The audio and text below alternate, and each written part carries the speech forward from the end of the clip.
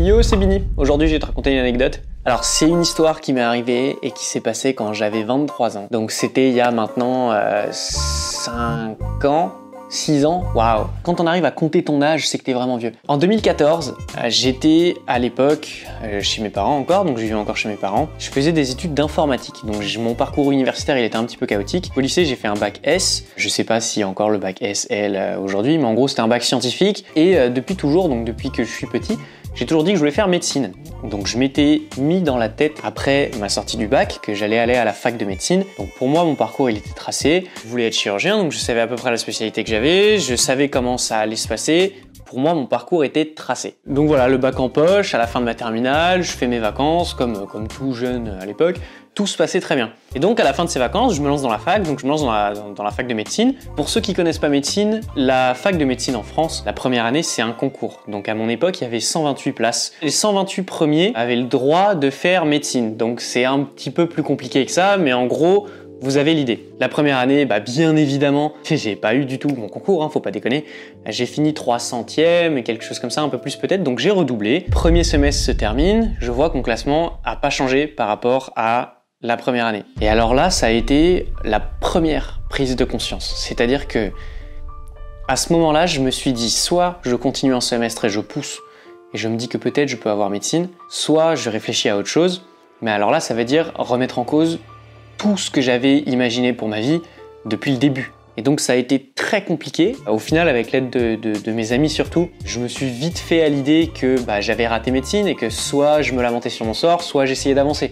Donc j'ai essayé d'avancer, j'ai essayé de changer, je me suis dit ok, c'est pas grave, je vais faire autre chose, c'est pas la fin du monde, t'as encore tes deux jambes, t'as encore tes deux bras, tu respires, t'es vivant, fonce. Et donc voilà, donc 2 ans après mon bac, je rate mon année de médecine, c'est fini pour moi, et il faut que je tourne la page. Donc je me lance dans d'autres études, j'essaye la chimie en premier lieu, donc je fais un semestre dans une fac de chimie, ça m'a absolument pas plu. J'y arrivais pas, je n'y arrivais pas, c'était lent par rapport à médecine, je n'ai aucune idée de pourquoi je suis allé en chimie, mais j'y suis allé, ça m'a pas plu, je suis parti. Et donc septembre, je vais m'inscrire à la fac parce que il y avait également la pression de mon entourage qui me conseillait fortement, on va dire, de continuer mes études. Et donc on m'a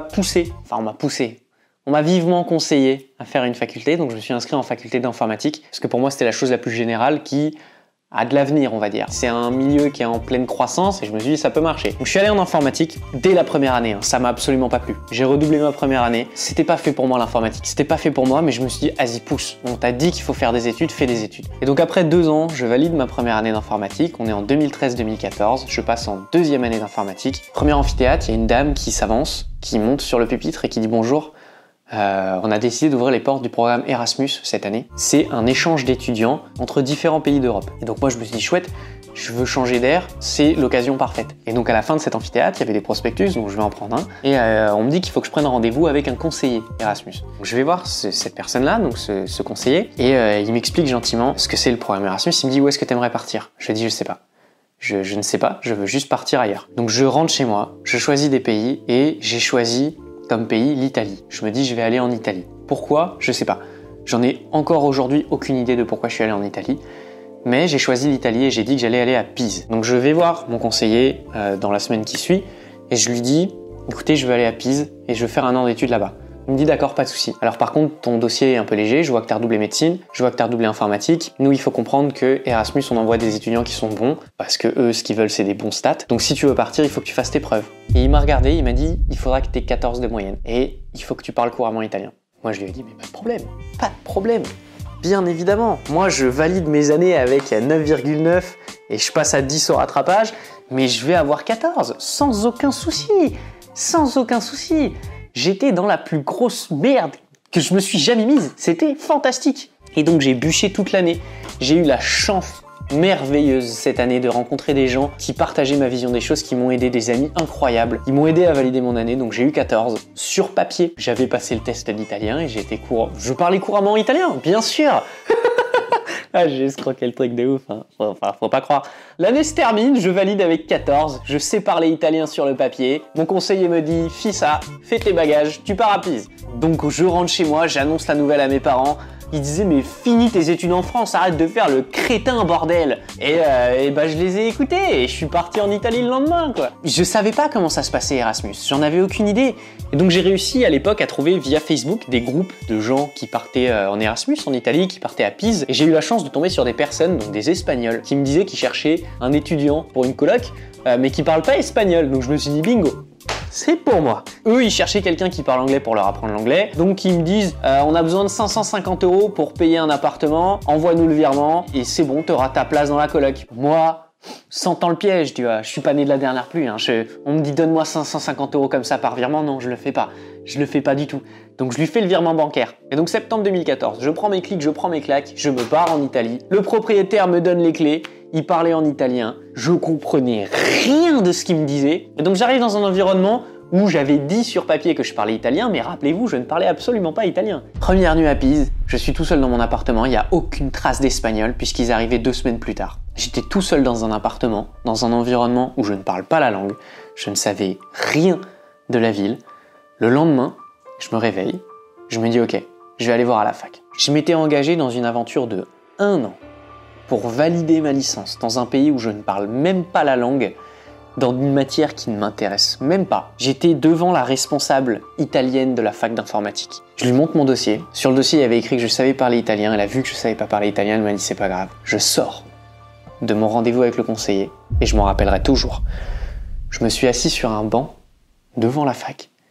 J'ai jamais eu si peur de ma vie. J'ai fait une crise de panique monumentale. J'ai commencé à me dire mais qu'est-ce que je fais? Pourquoi je suis là? Il faut pas, je rentre. J'avais un groupe WhatsApp avec 2 amis. Je leur envoie un message et je leur dis les gars je suis pas bien.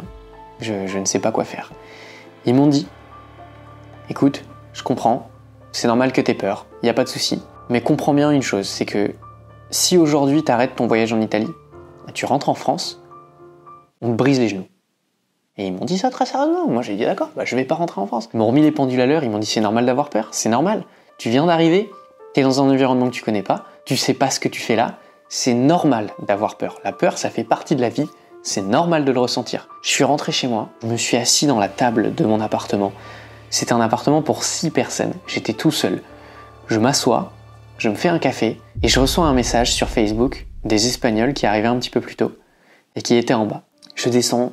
Je vois 2 filles espagnoles, elles me regardent dans les yeux, elles me parlent en espagnol, je leur réponds en anglais. Et donc là, il faut imaginer, on est tous les 3 dans la rue, ces 2 filles-là, elles sont amies, elles se connaissent depuis toujours. Moi, je connais ni l'une ni l'autre, elles ne parlent pas ma langue, je parle pas leur langue. Fantastique. Je monte leur valise dans l'appartement, je leur demande si elles ont des informations à propos des nouveaux colocs qui vont venir avec nous. Elles me disent que en plus de nous 3, c'est 3 autres Espagnols qui vont venir. Donc pour résumer, en septembre 2014, je suis arrivé en Italie, un pays où je ne parle pas la langue, faisant une faculté d'informatique. Je n'aimais pas l'informatique à l'époque et j'avais aucune intention de valider quoi que ce soit. Poussé par la pression de mes parents, parce qu'ils voulaient que je fasse des études, j'avais pas le choix, je pouvais pas rentrer. En colocation avec 5 Espagnols, je parlais pas espagnol. C'était la journée la plus flippante de ma vie. Et cette année Erasmus, ça a été la plus belle année de ma vie. Ça a été une année où j'ai appris que des mentalités, il y en a une infinité. J'ai appris que avoir peur, ça fait partie de la vie. À partir du moment où on s'ouvre un petit peu et qu'on accepte le fait d'avoir peur, le fait d'avoir échoué, à partir de ce moment-là, la vie, elle est tellement simple et tellement agréable. Cette année Erasmus, ça a été l'année qui m'a appris le plus de choses, alors que j'étais prêt à tout lâcher le premier jour. J'étais prêt à abandonner ma fac d'informatique la première année. J'étais prêt à partir de l'Italie le premier jour de mon Erasmus. J'étais prêt à arrêter mes études après médecine. J'étais prêt à abandonner 1 million de fois. La seule chose qui fait que j'en suis arrivé à cette année d'Erasmus, c'est que j'ai accepté le fait d'avoir échoué. J'ai accepté le fait d'avoir peur. J'ai appris à parler espagnol couramment. J'ai appris à parler italien couramment. J'ai oublié l'italien maintenant parce que ça fait 5 ans que je l'ai pas parlé. Mais j'ai encore des notions, je comprends parfaitement l'italien. J'ai rencontré des gens en Erasmus qui ont été ma famille. J'ai rencontré des amis en Erasmus qui m'ont aidé à progresser sur tous les domaines de ma vie. Bien évidemment que j'ai pas validé mon année d'informatique. C'était sûr en fait. Moi ce que je voulais c'était voyager à la base. Je suis parti dans la plupart des villes du sud françaises. J'ai fait toutes les villes d'Espagne. Je suis parti dans la grande majorité des villes italiennes. Et ça serait jamais arrivé si j'avais écouté mes peurs. Donc voilà, c'était l'histoire de mon parcours universitaire, mon parcours très chaotique. C'est aussi pour vous dire de pas abandonner, de croire en vous, de surtout pas lâcher l'affaire malgré les difficultés qui se présentent à vous.